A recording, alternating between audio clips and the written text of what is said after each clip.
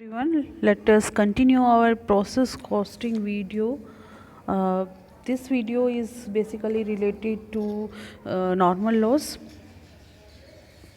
First of all, just recall or we have done in the last video the meaning of process costing. Process costing, as I have told earlier, that it is a method of costing applied to industries where the material has to pass through two or more processes for being converted into A finish product. किसी भी product को finish goods में convert करने के लिए अगर दो या दो से ज़्यादा प्रोसेसेस को यूज़ करना पड़ता है तो वहाँ पर हम प्रोसेस कॉस्टिंग का मेथड यूज़ कर सकते हैं कॉस्ट को एलोकेट करने के लिए। हर एक प्रोसेस को यहाँ पर एक कॉस्ट सेंटर की तरह ट्रीट किया जाता है और हर एक प्रोसेस की जो कॉस्ट है वो कैलकुलेट की जाती है, एक्यूमुलेट की जाती है, पर यूनिट कॉस्ट कैलकुलेट की जाती है। और पर यूनिट कॉस्ट कैलकुलेट करने के लिए जो आपको स्क्रीन पे दिख रहा है ये फार्मूला यूज़ किया जाता है। Cost per unit of each process किस तरह से कैलकुलेट की जाएगी, इसके लिए हमें दो चीज़ें चाहिए होंगी, cost of output in the process and number of units. तो हम क्या करते हैं, cost of output in the process इसको डिवाइड करते हैं normal number of unit in the process से, और वो जो कॉस्ट आती है that will be our cost per unit of each process.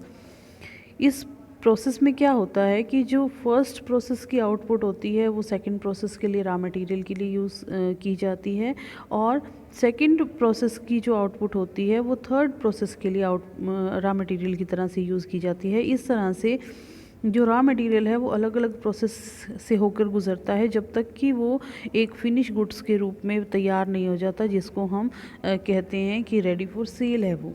ठीक है, तो ये मेथड यूज़ किया जाता है नॉर्मली केमिकल प्रोडक्ट्स के लिए, सोप्स के लिए, वेजिटेबल ऑयल्स के लिए, पेंट, वार्निश एक्सेट्रा के लिए हम इसको यूज़ करते हैं।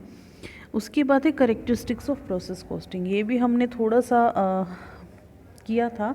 तो प्रोसेस कॉस्टिंग में क्या होता है, क्या करेक्टरिस्टिक्स होती हैं। प्रोसेस कॉस्टिंग में जो प्रोडक्शन होता है वो कॉन्टीन्यूस होता है और जो एंड प्रोडक्ट होता है वो उस सीक्वेंस का एक रिज़ल्ट होता है। हर एक प्लांट जो है वो अलग अलग प्रोसेस सेंटर्स में डिवाइड होता है और अलग अलग प्रोसेस सेंटर में एक कोई प्रोडक्ट जो है वो फिनिश गुड्स के रूप में बाहर आता है। ये जो प्रोडक्ट होता है वो होमोजीनियस होता है, जो यूनिट्स बनाई जाती हैं वो एक जैसी होती हैं और स्टैंडर्डाइज होती हैं। जो सीक्वेंस है प्रोसेसिंग का वो एक स्पेसिफिक ऑर्डर में होता है और पहले से ही तैयार किया होता है, दैट इज़ प्री डिटरमाइंड। तो फिनिश प्रोडक्ट्स जो होता है एक प्रोडक्ट का वो अगले प्रोडक्ट की अगले प्रोसेस के लिए रॉ मटेरियल का काम करता है, जब तक ये सारी प्रोसेस चलती रहती है जब तक कि पूरा का पूरा काम जो है वो प्रोडक्शन का कंप्लीट नहीं हो जाता। प्रोडक्शन वर्क को कंप्लीट करने के लिए जो प्रोसेस है उसकी सीक्वेंस पहले से ही क्लियरली डिफाइन होती है और क्या क्या काम उसमें किया जाना है एक पर्टिकुलर प्रोसेस में वो भी पहले से ही डिसाइडेड होता है। प्रोडक्शन जो है वो लार्ज स्केल पे की जाती है। कॉस्ट पर यूनिट जो है वो एवरेज कॉस्ट होती है जो हम कैलकुलेट करते हैं, जो फार्मूला भी हमने किया था कि टोटल कॉस्ट ऑफ प्रोडक्शन को टोटल नंबर ऑफ़ यूनिट से डिवाइड किया जाता है। उसके बाद हर एक प्रोसेस के अंदर एक सर्टेन क्वांटिटी ऑफ लॉस होती है जिसको एलिमिनेट नहीं किया जा सकता। इस तरह का जो लॉस होता है जिसको हम एलिमिनेट नहीं कर सकते उसको हम नॉर्मल लॉस कहते हैं, और ये लॉस जो है वो रॉ मटेरियल के नेचर की वजह से हो सकता है। जैसे कि कुछ रॉ मटेरियल ऐसे होते हैं जो समय के साथ साथ अपना वेट कम हो जाता है, वो वेपराइजेशन हो जाता है, केमिकल रिएक्शन हो जाता है, इस वजह से उनके जो वेट हैं वो कम होने लग जाते हैं। ये लॉस जो है वो गुड यूनिट्स के द्वारा ही बोर्न किया जाता है। प्रैक्टिकली हम इसको कैसे करेंगे हम इस वीडियो में आगे देखेंगे। It is also possible to obtain joint product and byproduct from the use of raw material और production technology। तो हो सकता है इसके अंदर कुछ joint product या बाई प्रोडक्ट्स भी आपके सामने आए वेरियस प्रोसेसेस के अंदर। एबनॉर्मल लॉस या एबनॉर्मल गेन जो है उनके होने की चांसेस होते हैं और उनको हम सेपरेटली जो है वो प्रोसेस कॉस्टिंग के अंदर लिखते हैं, और जो एबनॉर्मल लॉसेस है उसके लिए हम नेक्स्ट वीडियो को देखेंगे। इंटर प्रोसेस प्रॉफिट जो है वो इसको भी कंसिड्रेशन में लिया जाता है। जैसे कि अगर आप एक आउटपुट को दूसरे आउटपुट में अगर मार्केट प्राइस पर लेकर जा रहे हैं तो उसमें प्रॉफिट का मार्जिन भी आप रखेंगे। कंसेप्ट ऑफ इक्विवेलेंट प्रोडक्शन जो है वो इसके अंदर रिकॉग्नाइज़ किया जाता है। बीकॉम ऑनर्स के सिलेबस में नहीं है इक्विवेलेंट प्रोडक्शन का, बट पास कोर्स के अंदर ये जो टॉपिक है वो इन्वॉल्व किया हुआ है फाइनल ईयर के अंदर। तो ये जो पूरा प्रोसेस कॉस्टिंग का हमारा सेटअप है वो इस तरह से होगा। और जो कोस्टिंग मेथड है प्रोसेस कोस्टिंग का वो कहाँ कहाँ पर मेनली यूज़ होता है आप स्क्रीन पर देख सकते हैं। इन्होंने ABCD 4 कैटेगरीज में इनको डिवाइड किया है। मैन्युफैक्चरिंग इंडस्ट्री में iron and steel, cement, paper, rubber, ceramics, automobiles, plants, ice, paint industry etcetera में मेनली प्रोसेस कोस्टिंग को यूज़ किया जाता है। केमिकल इंडस्ट्रीज़ के अंदर chemical, perfumery, soap, oil, medicine में इसको यूज़ किया जाता है। माइनिंग में mineral oil, coal, sulphur, gold, iron, zinc, gas में इसको यूज़ किया जाता है। पब्लिक यूटिलिटी वर्क्स में इलेक्ट्रिसिटी जनरेशन एंड डिस्ट्रीब्यूशन में, वाटर सप्लाई में, गैस सप्लाई में जो है प्रोसेस कॉस्टिंग का मेथड यूज़ किया जाता है कॉस्ट को कैलकुलेट करने के लिए। जनरल प्रिंसिपल्स की अगर हम बात करें तो general principles of process costing क्या हैं? चार प्रोसेस की इसके प्रिंसिपल दिए हुए हैं। सबसे पहला प्रिंसिपल है मटेरियल, वेजेस और ओवरहेड जो होते हैं उनको कलेक्ट किया जाता है अकॉर्डिंग टू प्रोसेस और ऑपरेशंस इन ए पीरियड। उस पीरियड में कोई जो भी प्रोसेस है वो प्रोसेस के अकॉर्डिंग या फिर उस टाइम पीरियड के अकॉर्डिंग जो है वो मटेरियल, वेजेस और ओवरहेड को कलेक्ट किया जाता है। हर एक प्रोसेस का रिकॉर्ड मेंटेन इस तरह से किया जाता है कि उसका आउटपुट, उसकी वेस्ट, उसकी स्क्रैप जो है अच्छी तरह से करेक्टली वो कैलकुलेट की जा सकते, असरटेन की जा सके। The total cost of each process is divided by the units manufactured in that process. किस लिए हम करते हैं? यूनिट कॉस्ट को यूनिट मैन्युफैक्चर्ड से डिवाइड हम पर यूनिट कॉस्ट कैलकुलेट करने के लिए ऐसा करते हैं। The work in progress eight the end of is calculated in terms of equivalent units for costing. जो वर्क इन प्रोग्रेस है वो कैलकुलेट की जाती है इक्विवेलेंट यूनिट्स के लिए। ये बात का टॉपिक है हमारा। और इसके बाद हम करेंगे problems of process costing. Problem क्या क्या आ सकती हैं प्रोसेस कॉस्टिंग को करते हुए? सबसे पहले वेस्टेज ऑफ मटेरियल। जो वेस्टेज होती है मटेरियल की उससे रिलेटेड हमें एंट्रीज़ करनी होती हैं, उसको एडजस्ट करना होता है उसकी लागत को। फिर दूसरा होता है by products and joint products, ये भी हम करेंगे आगे। और तीसरा हमारे पास जो प्रॉब्लम आती है वो होती है मार्जिन की, मार्जिन ऑफ प्रॉफिट की। ठीक है, तो हम इनको डिटेल में करेंगे आगे। Preparation of process of cost account की अगर हम बात करें तो हम ये देखते हैं कि जो प्रोसेस अकाउंट्स बनाए जाते हैं तो वो प्रोसेस अकाउंट किस तरह से बनाए जाते हैं। टी शेप में बनाया जाता है, जिस तरह से डबल एंट्री सिस्टम के मोस्टली अकाउंट्स प्रिपेयर किए जाते हैं। तो इसकी एक डेबिट साइड होती है, क्रेडिट साइड होती है। डेबिट साइड पे हम क्या क्या आइटम्स लिखेंगे वो आपकी स्क्रीन पर शो हो रहे हैं। हर एक प्रोसेस के लिए एक सेपरेट अकाउंट ओपन किया जाता है, उससे रिलेटेड सारे खर्चे जो हैं, सारे एक्सपेंसेस डेबिट में डाले जाते हैं। तो और उससे रिलेटेड सारे जो प्रोसेस लोट्स के, बाई प्रोडक्ट्स के, फिनिश प्रोडक्ट्स के जो आइटम्स होते हैं वो क्रेडिट साइड में डाले जाते हैं। तो पहले हम देखते हैं डेबिट साइड में क्या डाला जाएगा। डेबिट साइड में सब जो बेसिक जो मटेरियल का खर्चा है वो डेबिट साइड में सबसे पहले जाएगा, टू मटेरियल्स करके। The basic material related to production is shown in the first process. This material is shown at its cost. ये उसकी लागत पर दिखाया जाता है। जो प्रोसेस अकाउंट्स हैं उसके अंदर द क्वांटिटी और वैल्यू दोनों ही शो की जाती हैं, यानी कि पर्टिकुलर्स के बाद डेबिट साइड पे दो कॉलम बनाए जाएंगे, जिसमें एक तो होगा टोटल कॉस्ट का और दूसरा जो होगा वो कॉस्ट पर यूनिट जो है वो कैलकुलेट करके डाला जाएगा। इन द सेम वे कुछ मटेरियल्स ऐसे होते हैं जो दूसरे प्रोसेस में यूज़ होंगे, तो where whatever material is used, उस पर्टिकुलर प्रोसेस के अंदर जो भी मटेरियल यूज़ हुआ है वो उस प्रोसेस के अकाउंट की डेबिट साइड में जाएगा। ठीक है, उसके बाद है labour.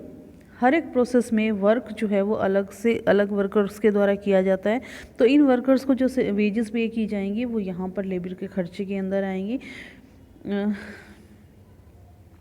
It may be possible that a worker or few workers may be working on more than one process. तो उस केस में हम क्या करेंगे, अगर वो एक से ज़्यादा प्रोसेस में काम कर रहे हैं तो उनके जो वेजेस दी जा रही है उनको डिस्ट्रीब्यूट किया जाएगा on the basis of time spend by the worker on each process. इस प्रोसेस में क्या होगा, प्रोसेस एंड कार्ड जो हैं वो प्रिपेयर किए जाएंगे जॉब कार्ड के हेल्प से। जॉब कार्ड इसमें बहुत हेल्पफुल हो सकता है।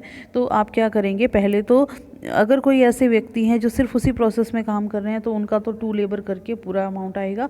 और अगर कुछ वर्कर्स ऐसे हैं जो कुछ टाइम एक प्रोसेस में दे रहे हैं और कुछ टाइम दूसरे प्रोसेस में दे रहे हैं तो क्या किया जाएगा, उनकी जो वेजेस पे की जा रही हैं, जितना टाइम उन्होंने एक प्रोसेस में लिया और दूसरे प्रोसेस में लिया उसका रेशो बना के उसमें सेपरेट किया जाएगा और फिर जिस प्रोसेस से रिलेटेड जितना भी उसकी वेजेस का हिस्सा आएगा वो उसी के अंदर डेबिट साइड में दिखा दिया जाएगा। उसके बाद है डायरेक्ट एक्सपेंसेस। डायरेक्ट एक्सपेंसेस जो हैं, जो पर्टिकुलरली उसी प्रोसेस से रिलेटेड जितने खर्चे हुए हैं, all those expenses which are exclusively incurred for the respective process, वो उसी प्रोसेस अकाउंट के डेबिट साइड में डायरेक्ट एक्सपेंस करके हम उसको डाल देंगे। ठीक है। इनडायरेक्ट एक्सपेंस क्या होंगे, all those expenses which are jointly concern with the various processes, जो अलग अलग प्रोसेस से जॉइंट में इकट्ठे हो रहे हैं खर्चे, वो जो खर्चे होंगे उनको हम इनडायरेक्ट एक्सपेंस कहते हैं। These expenses are distributed to individual process on some suitable base. अब वो सूटेबल बेस क्या होगा, वो वही सूटेबल बेस होगा जो हमने overhead allocation and absorption of overhead के चैप्टर में किया था। उसके बाद एबनॉर्मल गेन।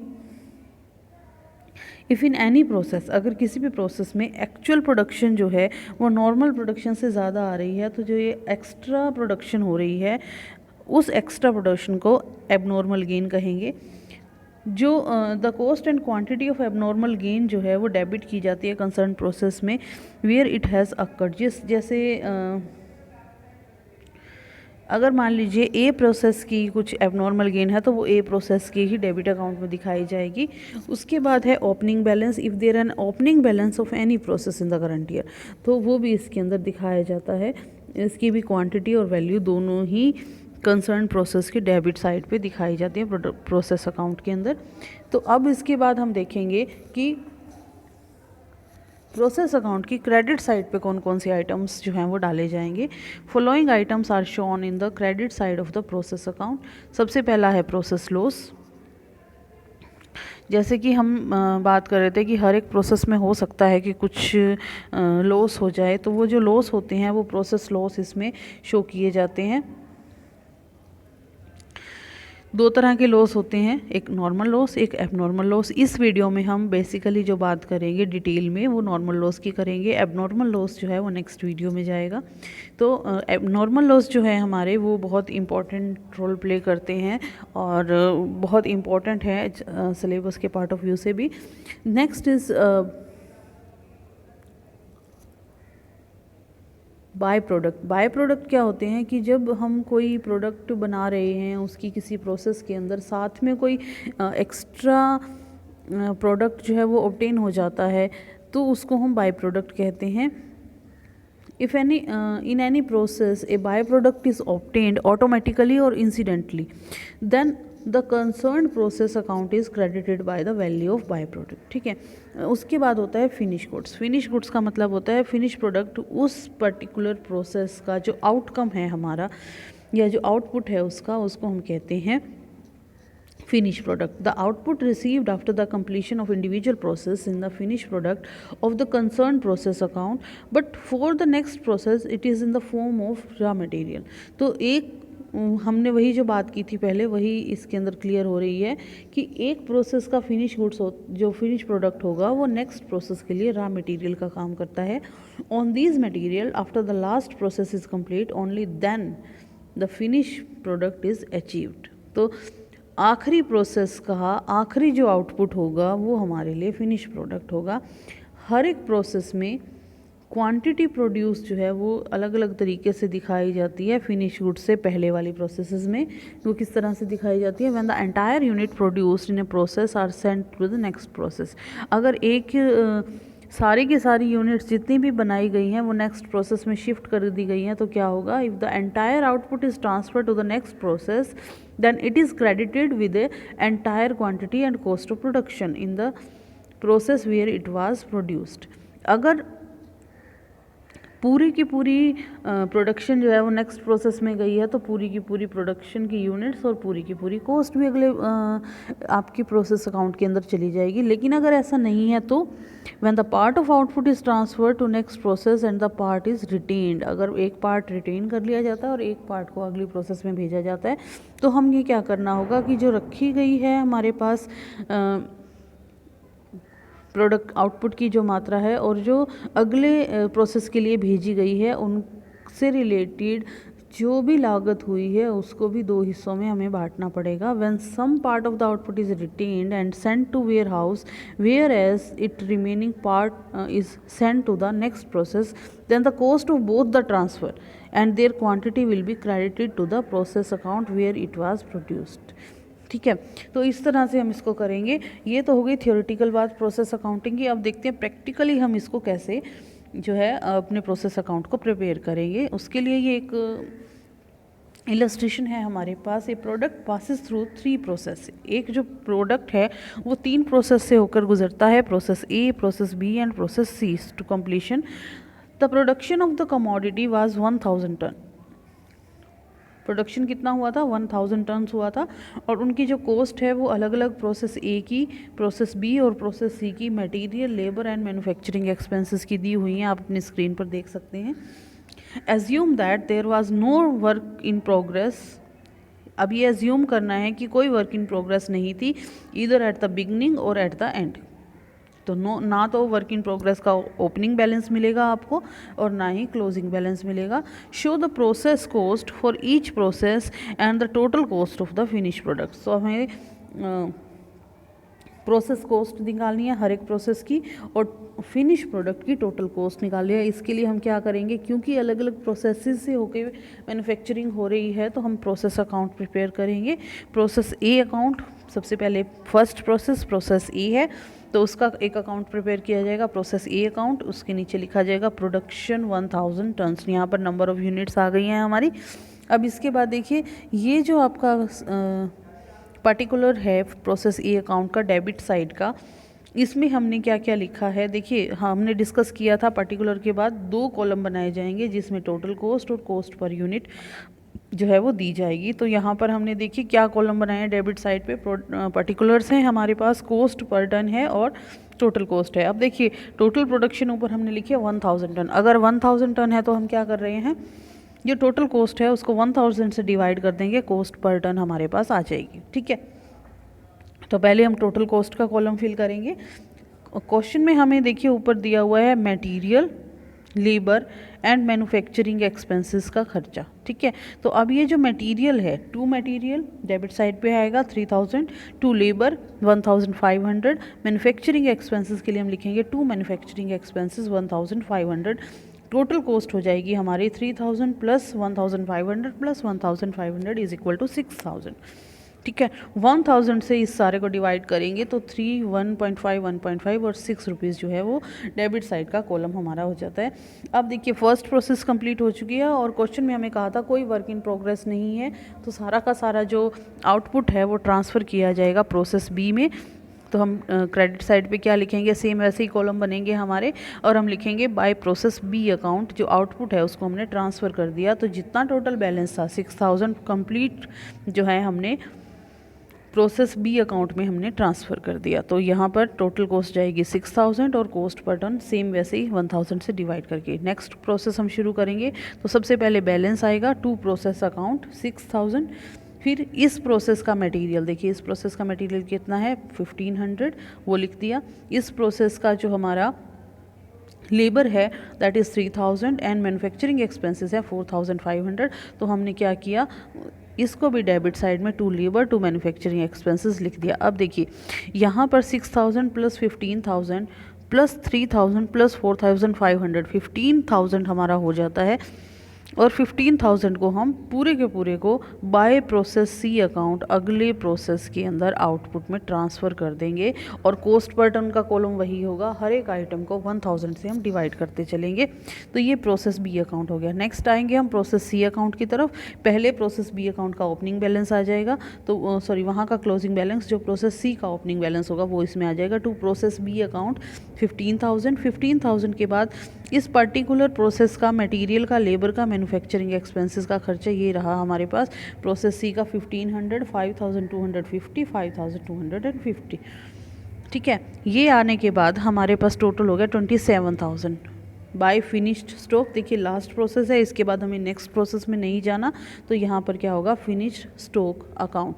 ये कितना हो जाएगा, टोटल 27,000 रुपीज़। ये है एक पर्टिकुलर, एक तरह से आप इसको एक फॉर्मेट की वे में भी ले सकते हैं कि अगर हमें प्रोसेस अकाउंट्स बनाने हैं तो उसमें हम बैलेंस कैसे नेक्स्ट प्रोसेस में ट्रांसफ़र कर रहे हैं। This is the simplest example, इसके अंदर कोई भी एडजस्टमेंट नहीं है। इसके बाद हम एडजस्टमेंट स्टार्ट करते हैं। मान लीजिए प्रोसेस अकाउंट्स के अंदर इनडायरेक्ट एक्सपेंसेस भी हैं। यहाँ पर तो हमारे पास सारे जो थे एक्सपेंसेस एक ही तरह के थे।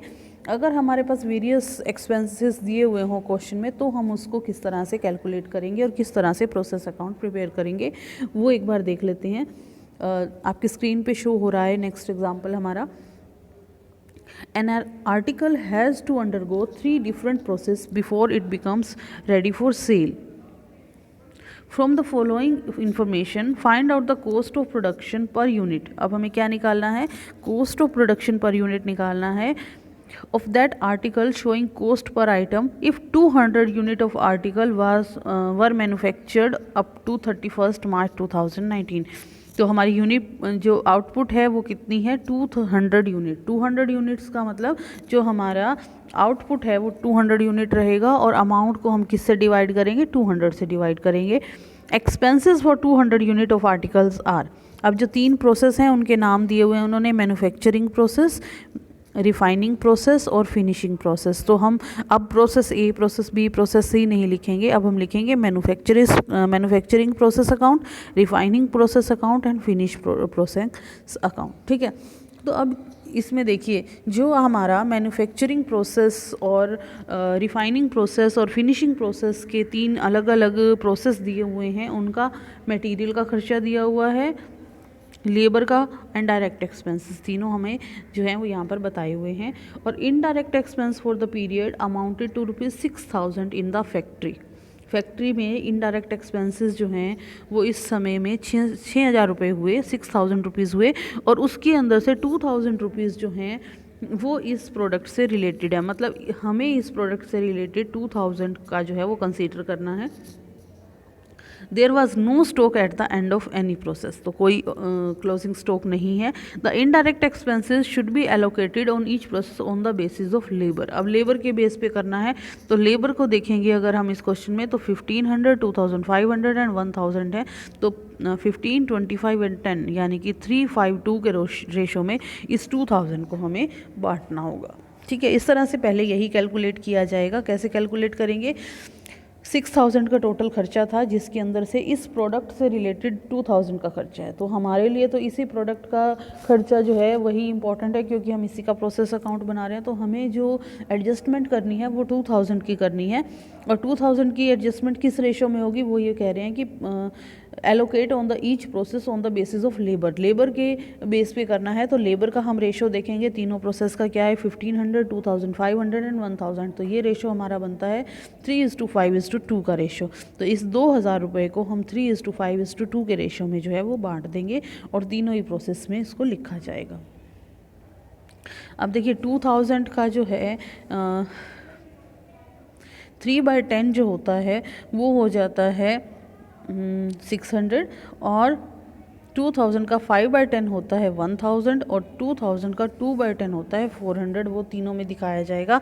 बाकी हमारे जो चीज़ें हैं वो सेम रहेंगी। तो एक बार देख लेते हैं। मैन्युफैक्चरिंग प्रोसेस अकाउंट, आउटपुट जो है आपकी वो दिखेगी यहाँ पर 200 unit of article. Debit side पे हम जाते हैं, मटेरियल दिया हुआ है 2000 रुपीज़ का, लेबर है 1500 की, डायरेक्ट एक्सपेंसेस है 400 के। इसके बाद एक चीज़ और ऐड हो रही है यहाँ पर, इनडायरेक्ट एक्सपेंस। इनडायरेक्ट एक्सपेंस हमने अभी कैलकुलेट किया था 2000 multiply by 3 divided by 10, 600 rupees. तो वो यहाँ पर और दिखा दिया जाएगा डेबिट साइड में, जैसा कि आप देख सकते हैं। टोटल अमाउंट हमारा बन रहा है 4500। इसको हम नेक्स्ट प्रोसेस में शिफ्ट करेंगे एज इट इज़, तो हम लिखेंगे by refining process account. Total amount हमारा हो जाएगा 4500। तो नेक्स्ट प्रोसेस हम बना रहे हैं, अकाउंट बना रहे हैं refining process account. Refining process account में भी आउटपुट जो है वो 200 की है, तो कॉस्ट पर यूनिट निकालते हुए यहाँ पर भी हमें हर आइटम को 200 से डिवाइड करना है। सबसे पहली चीज़ मैन्युफैक्चरिंग प्रोसेस से क्या आया है हमारे पास, टू मैन्युफैक्चरिंग प्रोसेस अकाउंट, ये है 4500। उसके बाद मटेरियल का खर्चा, मटेरियल देखिए यहाँ पर कितना था 1000, लेबर थी 2500, डायरेक्ट एक्सपेंसेस थे हमारे 200, वो तीनों हमने लिख लिए। उसके बाद इनडायरेक्ट एक्सपेंस। इनडायरेक्ट एक्सपेंस में अब क्या आएगा, हमने कैलकुलेट किया था 1000 आ रहा था सेकेंड प्रोसेस का, रिफाइनिंग प्रोसेस का, तो वो तो 1000 हमने लिख लिया। टोटल अमाउंट बन रहा है 9200। इसको हमने क्या करना है, हमने इसको फिनिशिंग प्रोडक्ट के अंदर ट्रांसफ़र कर देना है। फिनिशिंग प्रोसेस के अंदर जब हम ट्रांसफ़र करेंगे तो हम लिखेंगे बाय फिनिशिंग प्रोसेस अकाउंट, और यहाँ पर टोटल अमाउंट लिख दिया जाएगा 9200, और इसको हम नेक्स्ट जो है अकाउंट में ट्रांसफ़र कर देंगे। नेक्स्ट अमाउंट हमारा बनेगा finishing process account. Finishing process account में डेबिट साइड में सबसे पहले टू रिफाइनिंग प्रोसेस अकाउंट, वही जो 9200 रुपये आए हैं। उसके बाद मटेरियल, लेबर, डायरेक्ट एक्सपेंसेस जो हमारे क्वेश्चन में दिया हुआ था सी प्रोसेस के लिए, थर्ड के लिए 750, 1000 एंड 300, वो हम दिखाएंगे इसके अंदर, वो हमने दिखा दिया। और इनडायरेक्ट एक्सपेंसेस का 400 जो हमने कैलकुलेट किया था 2000 मल्टीप्लाई बाय 2 डिवाइडेड बाय 10 करके, ठीक है, वो हम यहाँ पर दिखा देंगे। टोटल अमाउंट हो जाएगा 11650, और इसको हम क्या करेंगे, बाय फिनिशिंग स्टॉक कर देंगे, क्योंकि यहाँ पर ये आखिरी प्रोसेस का आखिरी आउटपुट है। तो अब ये फिनिशिंग स्टॉक के अंदर फिनिश्ड स्टॉक के अंदर कन्वर्ट हो जाएगा। तो by finished stock is equal to 11650, और जब हम इसको 200 से डिवाइड करेंगे 58.25 जो है वो कॉस्ट पर यूनिट हमारी आ जाएगी। और यही दोनों चीज़ें पूछी हुई थी उनके क्वेश्चन के अंदर। इसके बाद जो है नेक्स्ट जो हमारा क्वेश्चन है वो भी इसी तरह का है। एक फटाफट से लुक ले लेते हैं, फिर उसके बाद हम नेक्स्ट करेंगे हमारा एडजस्टमेंट जो नेक्स्ट रहेगी। An article has to undergo between 3 different process A, B and C. तो 3 प्रोसेस हैं इसमें भी, ए, बी और C process. From the following information find out the cost of production per unit for the month ending 31 March 2019। तो अब इसमें हमने क्या करना है, ए, बी और सी तीनों जो हैं उनके मटेरियल, लेबर, डायरेक्ट एक्सपेंसेस और उनकी जो है वो तीनों चीज़ें दी हुई हैं।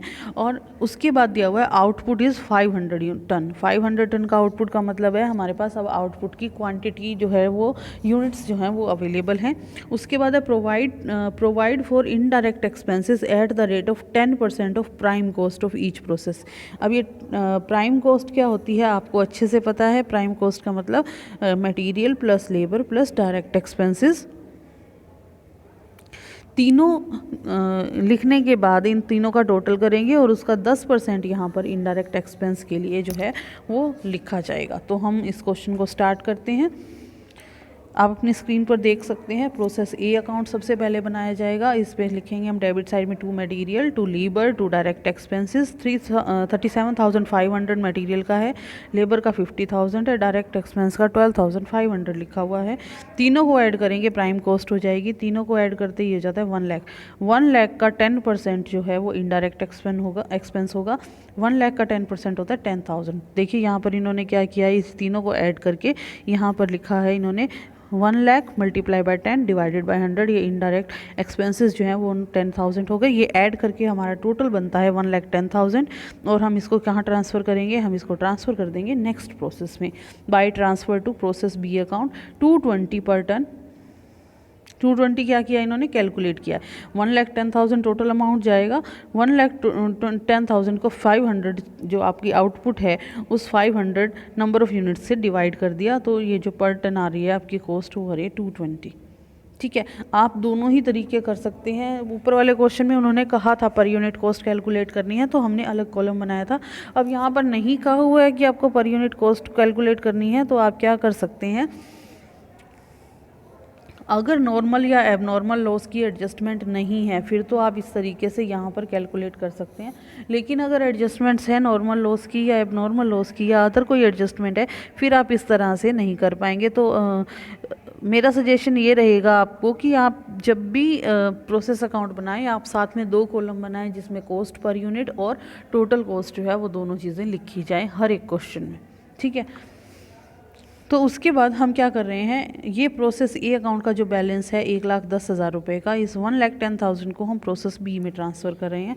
तो जब हम प्रोसेस बी में ट्रांसफ़र करेंगे तो हम लिखेंगे to transfer from process A account 1,10,000, फिर उसके बाद मटेरियल 25,000, लेबर जो है 37,500 है और जो डायरेक्ट एक्सपेंसेस हैं वो 10,000 के हैं। अब देखिए 25,000, 37,500 एंड 10,000 ये हो गए आपके बी के तीनों प्राइम कॉस्ट के आइटम। तीनों को ऐड करेंगे 72,500 बनता है। 72 इसमें हम देखिए एक चीज़ का ध्यान रखिएगा, जो प्रोसेस ए से ट्रांसफ़र होकर आया वो इंक्लूड नहीं करेंगे हम सिर्फ मटेरियल, लेबर और डायरेक्ट एक्सपेंसेस को ऐड करेंगे और ये बनता है 72,500। इसका 10% हम निकाल रहे हैं, तो 72,500 का 10% होता है 7,250। टोटल अमाउंट को ऐड करेंगे। अब जब हम टोटल अमाउंट को ऐड करेंगे तो इसमें हम जो पिछले प्रोसेस से आया है वो भी ऐड करेंगे, इनडायरेक्ट एक्सपेंसेस का जो हमने कैलकुलेट किया है वो भी ऐड करेंगे और मटेरियल, लेबर, डायरेक्ट एक्सपेंसेस तो हमारे हैं ही सही। तो उसमें टोटल बन रहा है हमारा 1,89,750। इसको हम ट्रांसफ़र कर देंगे by transfer to process C account 1,89,750। Per unit cost निकालनी है तो हम इसको 500 से डिवाइड कर देंगे, तो 379.50 रुपीज़ जो है पर टन आ गया। नेक्स्ट प्रोसेस में हमने ट्रांसफ़र किया, प्रोसेस सी अकाउंट आ गया।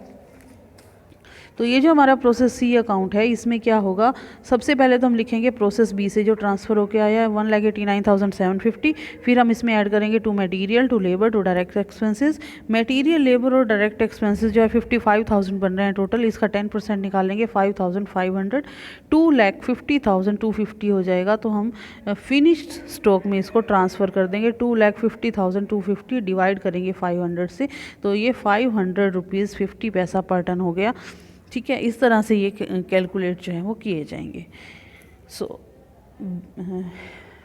ये हमारा टॉपिक जो है नॉर्मल प्रोसेस अकाउंट किस तरह से प्रिपेयर किए जाएंगे।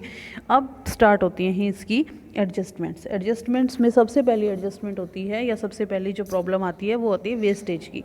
अब वेस्टेज जो होता है, वेस्टेज क्या होता है, इसके अंदर हम waste, scrap, spoilage due to reduce in the quantity content of the product, उसके अंदर ये सारी चीज़ें शामिल हम करेंगे।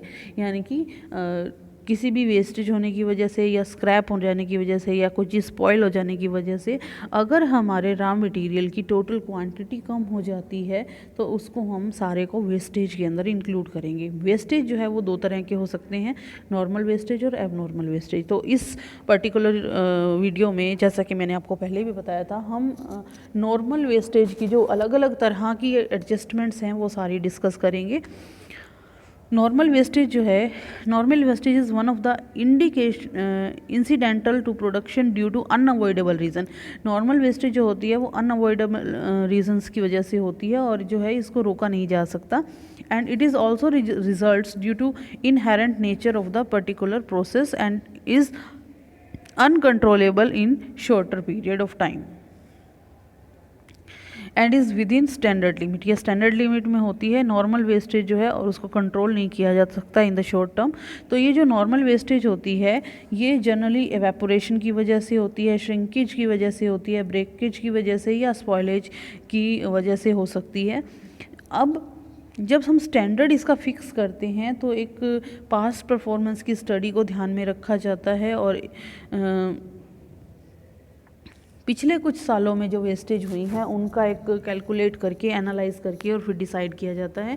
ट्रीटमेंट इन अकाउंट, अकाउंट्स में हम इनको किस तरह से लिखते हैं, यानी कि जब हम प्रोसेस अकाउंट बनाते हैं तो वहाँ पर नॉर्मल लॉस की एंट्री कैसे की जाएगी उसके बारे में हम जो है वो थोड़ा सा स्टडी करेंगे।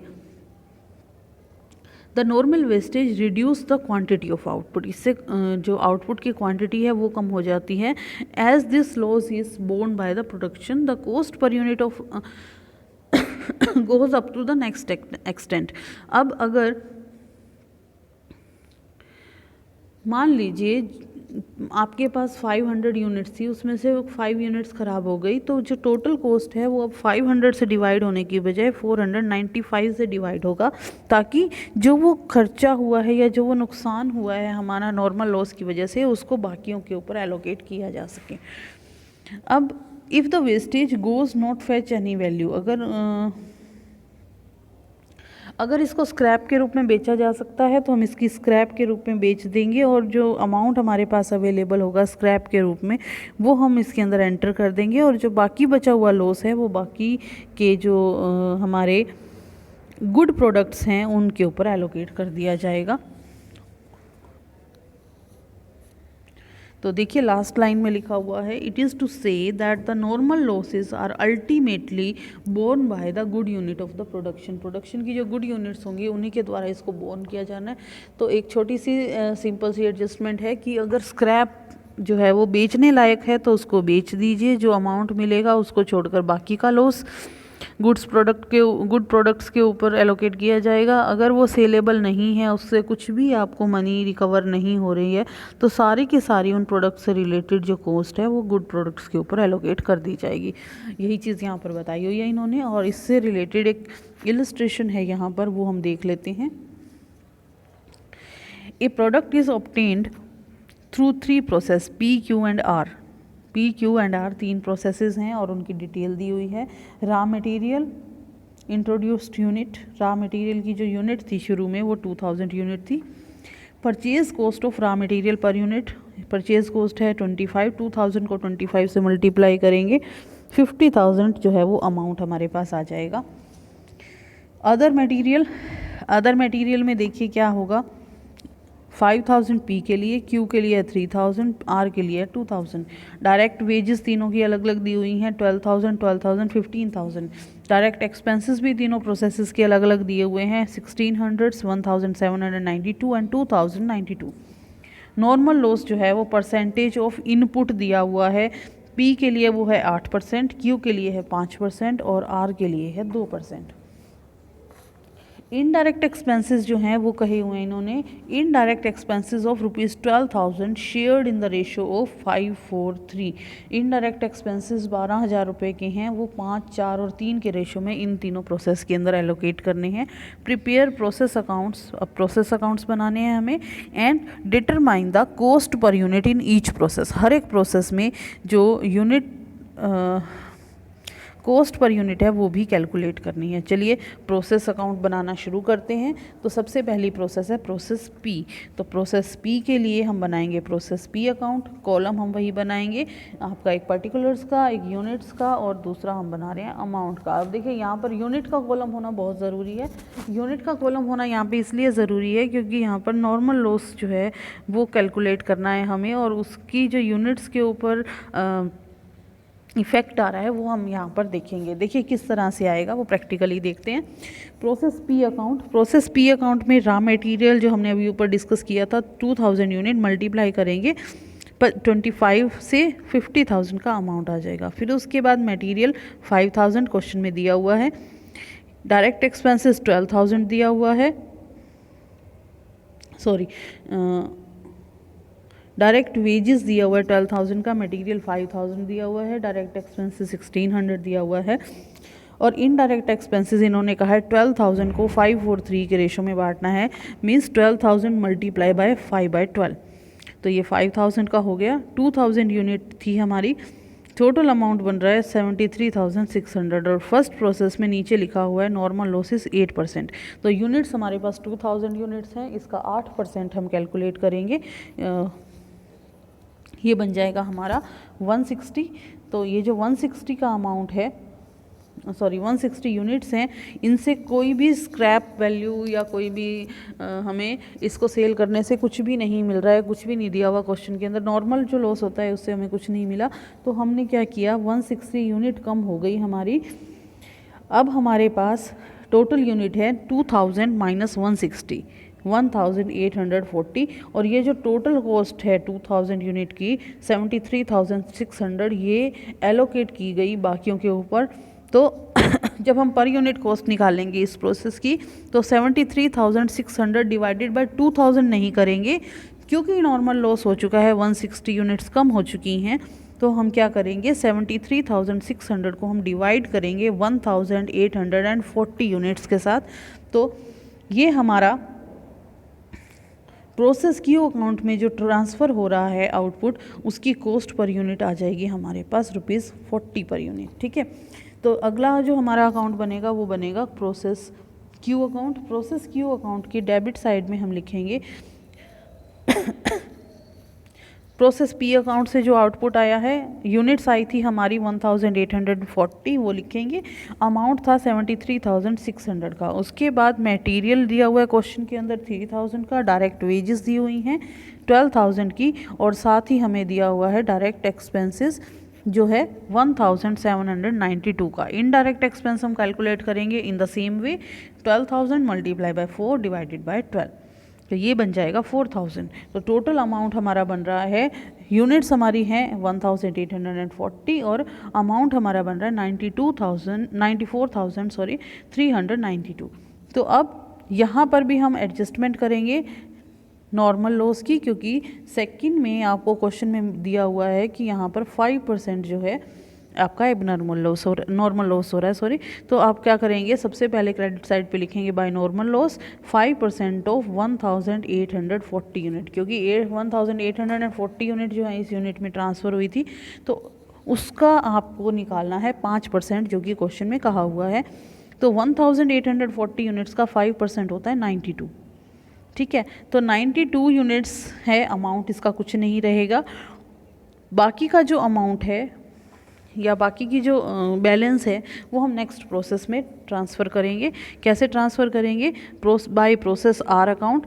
अमाउंट सेम पूरा का पूरा ट्रांसफ़र हो जाएगा 94,392, और यूनिट्स कितनी ट्रांसफ़र होंगी, 1840 में से 92 लेस करके बाकी जो यूनिट्स हैं 1748 यूनिट वो हमारी शिफ्ट हो जाएंगी अगले प्रोसेस में। और कॉस्ट पर यूनिट यहाँ पर कैसे कैलकुलेट होगा, 94,392 डिवाइडेड बाय 1748। ठीक है, तो ये हो जाएगा हमारे पास ₹54 पर यूनिट के हिसाब से।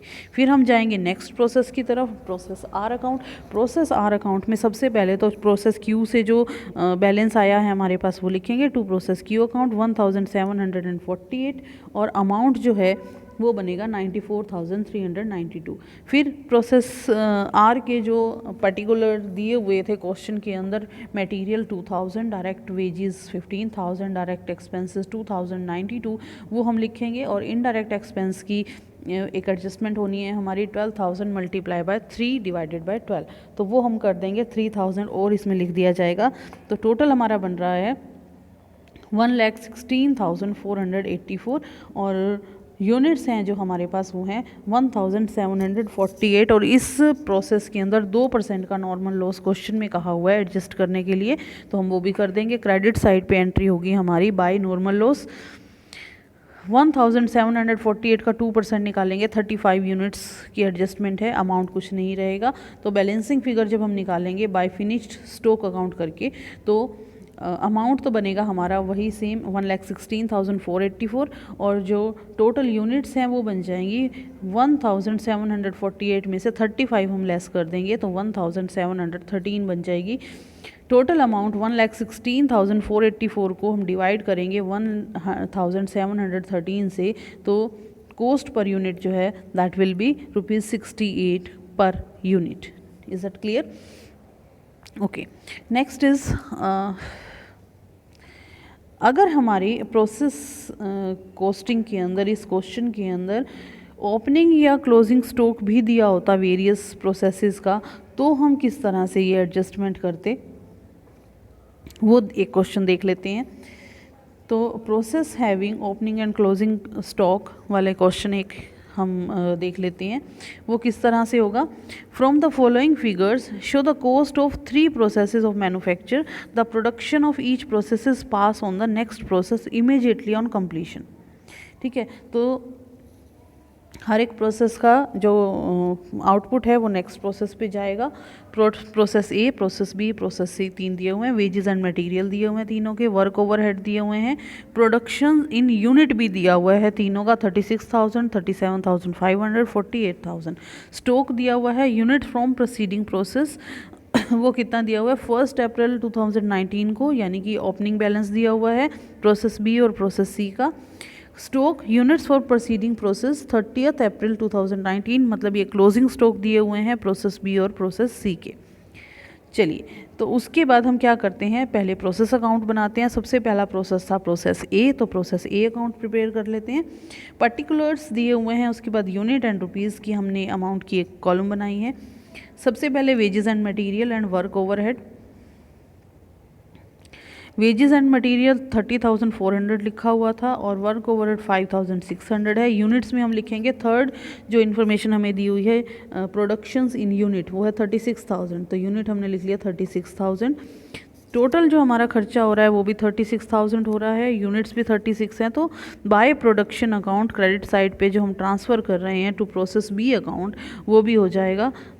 अमाउंट में भी 36,000, यूनिट्स भी 36,000 जा रही हैं, और कॉस्ट पर यूनिट जो है वो that will B rupee 1 per unit. ठीक है, प्रोसेस ए के बाद हम जाएंगे प्रोसेस बी की तरफ। प्रोसेस बी अकाउंट हम बनाएंगे, तो देखिए नीचे क्वेश्चन के अंदर ओपनिंग बैलेंस दिया हुआ है। ओपनिंग बैलेंस दिया हुआ है तो पहले हम ओपनिंग बैलेंस लेंगे। Opening stock at the rate of rupee 1 per unit. Rupee 1 per unit क्यों लिया, क्योंकि पिछले प्रोसेस से जो ट्रांसफ़र हो रहा है, अगर कोई अलग इन्फॉर्मेशन नहीं दी होती है तो हम क्या करते हैं, पिछले प्रोसेस से अब जो अमाउंट ट्रांसफ़र हो रहा है, जो कॉस्ट पर यूनिट है, वही हम पिछले ओपनिंग स्टॉक की भी मान लेते हैं, क्योंकि जब वो ट्रांसफ़र हुआ होगा वो भी सेम कॉस्ट पर ही ट्रांसफ़र हुआ होगा। तो ओपनिंग स्टॉक जो है वो भी हमने मान लिया। 4,000 लिखा हुआ था, 4,000 रुपीज़ को हमने रुपी 1 के हिसाब से 4,000 यूनिट मान लिया। जो प्रोसेस ए से ट्रांसफ़र होके आया दैट विल बी, वो जो था हमारा वो 36,000 था, 36 ही अमाउंट था।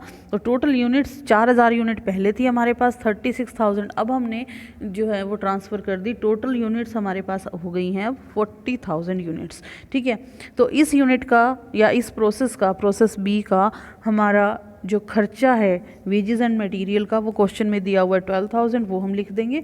वर्क ओवरहेड के 5,250 हैं, वो भी हम इसके अंदर लिख देंगे। तो टोटल अमाउंट 57,250 बन रहा है।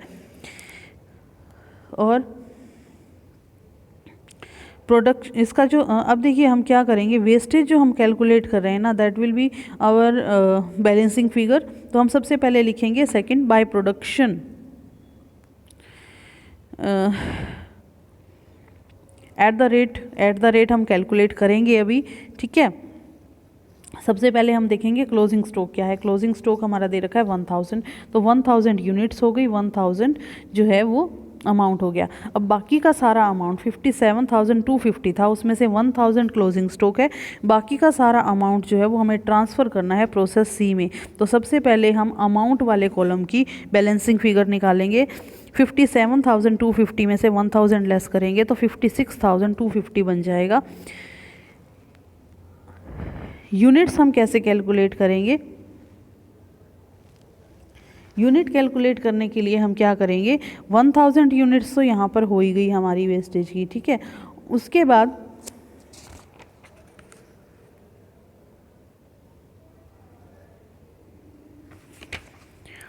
37,500 यूनिट्स जो हैं वो ये कह रहे हैं कि इसका आउटपुट है, क्वेश्चन में दिया हुआ है प्रोडक्शन इन यूनिट 36,000, जहाँ पर ए का दिया हुआ था उसके साथ ही यहाँ पर दिया हुआ है 37,500।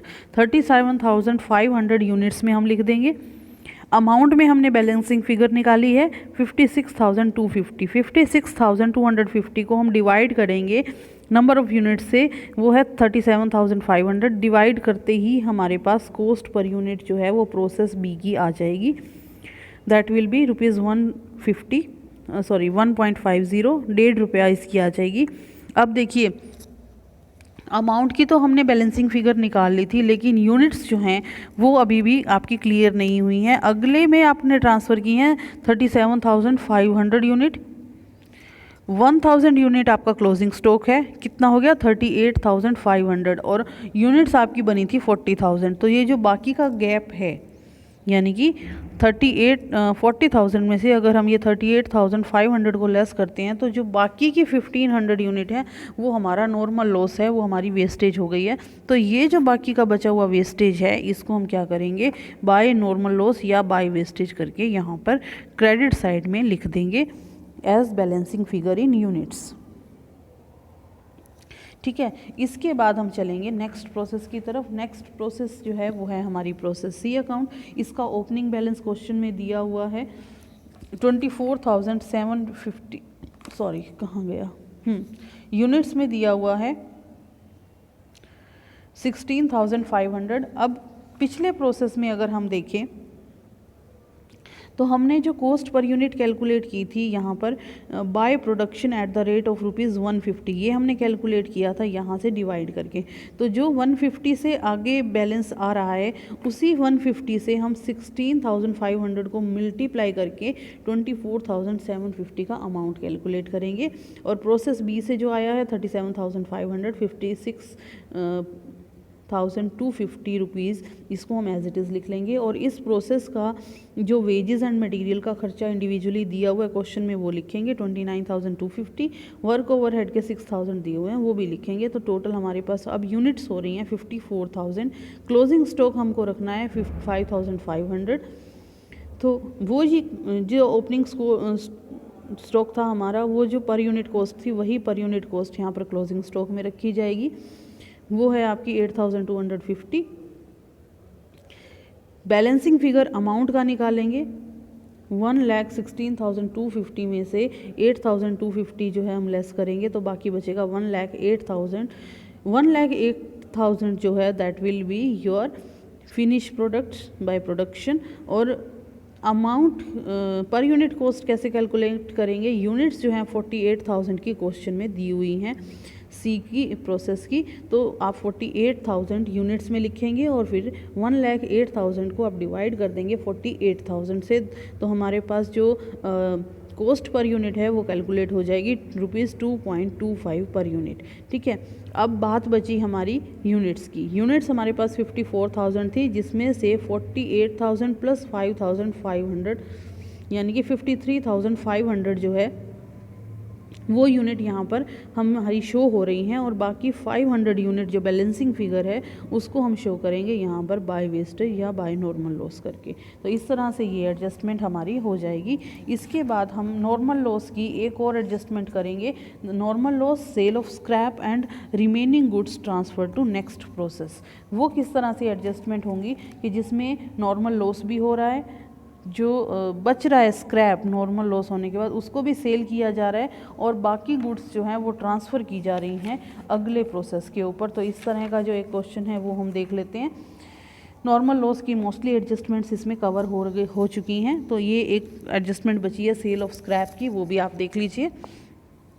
The product of manufacturing concern passes through 2 process. अब इसमें 2 प्रोसेस हैं, process A and process B, and then to finish stock. It is ascertain on the basis of past experience. Past experience के बेस पे क्या हमें information मिल रही है, that in the each process 2% of the total weight put in a lost, यानी कि 2% का तो नॉर्मल लॉस होता है, एंड 10% इज स्क्रैप, 10% उसका स्क्रैप है, which from process A and B realise to be ₹100 per kg and ₹150 पर kg respectively.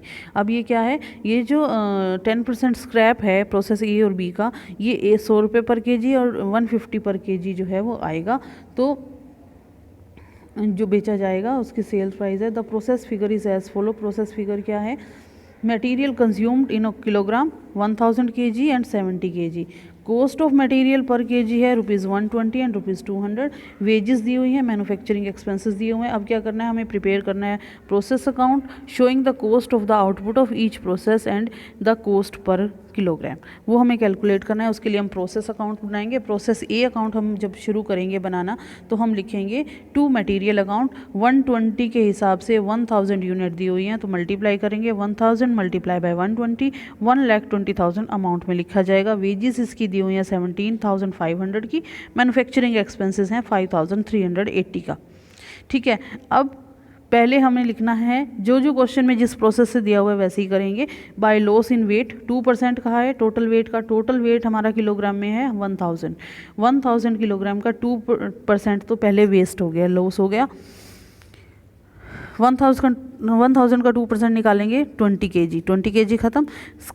Scrap जो है वो कह रहे हैं कि 10% होता है, यानी कि 1000 का 10% 100, और 100 का जो स्क्रैप है उसकी सेल हुई है ₹100 पर kg के हिसाब से प्रोसेस ए में। तो हमने क्या किया, सेल ऑफ स्क्रैप लिखा 10% ऑफ 1000 यानी कि 100 kg, और अमाउंट इसका बनेगा 100 मल्टीप्लाई बाय 100, क्योंकि ये 100 यूनिट जो स्क्रैप वाली हैं ₹100 पर kg के हिसाब से इनकी सेल होनी है। तो ये हो जाएगा हमारा 10,000, और जो बाकी बचेगा यूनिट्स में भी और अमाउंट में भी, वो सारा का सारा जो है अगली प्रोसेस में शिफ्ट कर दिया जाएगा। तो 1000 यूनिट्स थी हमारी, उसमें से 120 यूनिट्स जो हैं लॉस इन वेट और स्क्रैप में चली गई, बाकी बची 880 यूनिट्स। अमाउंट जो था 1,42,880 था, 10,000 इसमें से गया तो 1,32,880 बचा। तो ये जाएगा अमाउंट हमारा प्रोसेस बी में। और जब 1,32,880 को हम 880 से डिवाइड करेंगे तो कॉस्ट पर यूनिट हमारी कैलकुलेट होगी, जो बन जाएगी ₹151 पर kg। ठीक है, उसके बाद हम बनाएंगे process B account. Process B account जो है हमारा, प्रोसेस बी अकाउंट जो है उसमें क्या होगा, प्रोसेस ए से पहले जो है यूनिट्स आएंगी 880 kg, और अमाउंट होगा 1,32,880, और फिर मटेरियल कंज्यूम्ड हैं वो आप लिखेंगे प्रोसेस बी के जो क्वेश्चन में दिए हुए हैं 70 kg, अमाउंट दिया हुआ है 200 से मल्टीप्लाई करके आएगा 14,000। ठीक है, वेजेस दी हुई हैं 10,000 की, मैन्युफैक्चरिंग एक्सपेंसेस दिए हुए हैं 5,342। लॉस वेट में करना है क्रेडिट साइड पे, टोटल बनता है 880 + 70 950 kg, 950 kg का 2% 19 लॉस इन वेट हो गया। स्क्रैप कैलकुलेट करेंगे, 950 का 10% 95 kg, और क्वेश्चन में दिया हुआ है बी प्रोसेस का जो स्क्रैप है उसकी सेल हो रही है ₹150 पर kg के हिसाब से। तो हम 95 को ₹150 से मल्टीप्लाई करेंगे, 14,250 जो है अमाउंट बन जाएगा, और बाकी जो हम शिफ्ट कर देंगे फिनिश स्टॉक के अंदर। तो पहले निकालते हैं हम यूनिट्स का बैलेंस। 950 में से 19 + 95 लेस करेंगे तो 836 यूनिट्स बचेंगी। 1,62,222 में से 14,250 को हम लेस करेंगे तो 1,47,972 बचेगा। ये फिनिश स्टॉक जो है वो अमाउंट का में हमारा शिफ्ट हो जाएगा। और जब हम 1,47,972 को 836 से डिवाइड करेंगे तो कॉस्ट पर यूनिट आ जाएगी हमारी ₹177 पर kg। इसके बाद एक लास्ट एडजस्टमेंट है हमारी नॉर्मल लॉस की, वो है certain part completely unrecoverable and partly recoverable and the part of output transfer to next process and part transfer to warehouse. अब इसमें क्या है, एक अलग एडजस्टमेंट है कि कुछ जो प्रोसेस है या कुछ जो आउटपुट है उसको हमने क्या किया, वेयर हाउस में ट्रांसफ़र किया, मतलब उसको आगे नेक्स्ट प्रोसेस पे 100% को हम नहीं लेके गए। अभी तक हम सारे क्वेश्चंस में जितना भी हमारा एक प्रोसेस का आउटपुट होता था वो हम सारा का सारा नेक्स्ट प्रोसेस में लेके जा रहे थे। इस क्वेश्चन में क्या होगा कि सारा अमाउंट हम नेक्स्ट प्रोसेस में नहीं लेके जाएंगे, उसमें से कुछ एक पार्ट लेके जाएंगे नेक्स्ट प्रोसेस में और बाकी का जो पार्ट है वो गोडाउन में शिफ्ट किया जाएगा। तो अगर ऐसी कोई इन्फॉर्मेशन आपके पास क्वेश्चन में होती है कि कुछ अमाउंट गोडाउन में शिफ्ट किया गया तो आप क्या एडजस्टमेंट करेंगे प्रोसेस अकाउंट के अंदर, वो एक बार देख लीजिए। आपकी स्क्रीन पे है illustration. A manufacturer produce certain goods through the three process के थ्रू एक मैन्युफैक्चरिंग प्रोडक्ट हो रही है, process A, process B, process C. Profit is not included in the process transfer. जब हम प्रोसेस ट्रांसफ़र करते हैं तो वहाँ पर प्रॉफिट इंक्लूड नहीं किया जाता। हमने अभी तक किसी भी क्वेश्चन में प्रॉफिट इंक्लूड नहीं किया है। But goods in godown are sold, जो गुड्स गोडाउन में शिफ्ट कर रहे हैं उनकी एडजस्टमेंट थोड़ी अलग रहेगी। वो कैसे रहेगी, कॉस्ट प्लस 25% प्रॉफिट। अब वो कैसे करेंगे हम, वो एक बार प्रोसेस अकाउंट जब बनाएंगे तब देखेंगे। In each process 5% of weight put it in loss, जैसे पिछले क्वेश्चन में था वैसा ही है। And 20% is scrapped which from process A and B realise at ₹20 per ton and from process C is ₹5 per ton. इसके एडजस्टमेंट में कोई प्रॉब्लम नहीं है, हम ऑलरेडी कर चुके हैं। The detail of production of 3 processes are given below. अब डिटेल दी हुई है इन्होंने, मटेरियल टन्स में भी दिया हुआ है, अमाउंट में भी दिया हुआ है। प्रोसेस बी का भी टन्स में भी दिया हुआ है, अमाउंट में भी दिया हुआ है। प्रोसेस सी का भी टन में भी दिया हुआ है, अमाउंट में भी दिया हुआ है। उसके बाद वेजेस दी हुई हैं, एक्सपेंसेस दिए हुए हैं। Pass to next process, next process में प्रोसेस ए का 60% जा रहा है और गोडाउन में कैरी हो रहा है 40%। अब जितना यहाँ प्रोसेस बी का आउटपुट है उसका 80% नेक्स्ट प्रोसेस में जाएगा, 20% गोडाउन में जाएगा। और प्रोसेस सी का जो है क्योंकि सी लास्ट प्रोसेस है तो नेक्स्ट प्रोसेस में कुछ नहीं जाना, 100% जो है वो गोडाउन में जाएगा। अब वो कह रहे हैं कि prepare process accounts and godown account. तो हमें प्रोसेस अकाउंट्स भी बनाने हैं 3 और एक गोडाउन अकाउंट, यानी टोटल कुल मिला के हमें 4 अकाउंट्स जो हैं वो प्रिपेयर करने हैं इस क्वेश्चन के अंदर। तो सबसे पहले बनाते हैं process A account. Process A account में सबसे पहले मटेरियल 1000 टन दिया हुआ है, अमाउंट दिया हुआ है 10,000, वेजेस दी हुई हैं एज इट इज़ लिख देंगे 4000, एक्सपेंसेस भी सेम लिख देंगे 6000। अब टोटल हो गया 20,000। अब यहाँ पर देखिए क्या 20,000 में से सबसे पहले हम लॉस की एंट्री करेंगे। 5% जो है 1000 टन का 50 टन जो है वो कम हो गया। स्क्रैप जो था वो 20% था, 1000 का 20% इज़ 200 टन का वो कह रहे हैं कि ₹20 पर टन के हिसाब से प्रोसेस ए का जो है वो स्क्रैप सेल होगा। तो हम लिखेंगे by sale of scrap 200 units, 200 से मल्टीप्लाई कर देंगे तो 20 से मल्टीप्लाई कर देंगे 4000 जो है अमाउंट हो जाएगा। अब हम देखेंगे जो बाकी बचा हुआ है, यानी कि 1000 माइनस 50 माइनस 200, यानी कि 1000 में से 250 लेस करेंगे तो 750 टन जो है उसमें हमें क्या करना है, 750 टन का 60% जो है वो नेक्स्ट प्रोसेस में जाएगा और 40% गोडाउन में जाएगा। तो जो 40% गोडाउन में जा रहा है उसकी पहले एंट्री कर देंगे। देखिए ये जो 25% प्रॉफिट का है ना, इसका यहाँ कुछ नहीं करना, इसको हम जो एंट्री करेंगे वो हम गोडाउन अकाउंट में करेंगे। यहाँ से सीधा जो टोटल हो रहा है हमारा अमाउंट की बात करें तो 20,000 माइनस 4,000 16,000 का अमाउंट है। 16,000 का अमाउंट है तो दो तरीके से आप कर सकते हैं, या तो इस अमाउंट को भी 40-60 के रेशो में बांट लो, या पहले आप क्या करो 16,000 divided by 750 cost per ton निकाल लीजिए, फिर उसको मल्टीप्लाई कर लीजिए। दोनों में से कोई भी तरीका निकालेंगे अमाउंट आपका सेम आने वाला है, क्योंकि आपको दोनों ही को, यूनिट्स को भी और अमाउंट को भी, दोनों को 60-40 के रेशो में बांटना है। ठीक है। आउटपुट जो ट्रांसफ़र होगा हमारा गोडाउन अकाउंट में 750 यूनिट्स हमारे पास अवेलेबल हैं। 750 यूनिट्स का 40% 300 टन जो है वो हम इसको शिफ्ट कर देंगे गोडाउन अकाउंट में, और बाकी का 60% यानी कि 450 यूनिट्स जो हैं वो 9600 अमाउंट के साथ हम नेक्स्ट प्रोसेस के अंदर ट्रांसफ़र कर देंगे। तो हम नेक्स्ट जो प्रोसेस बी अकाउंट बनाएंगे उसमें प्रोसेस ए अकाउंट से ट्रांसफ़र हुआ हमारा 450 टन, अमाउंट था 9600, मटेरियल और ऐड हुआ, क्वेश्चन में दिया हुआ है 550 एंड 15,000, वेजेस भी क्वेश्चन में दी हुई हैं, एक्सपेंसेस भी दिए हुए हैं, एज इट इज़ हमने लिख लिए।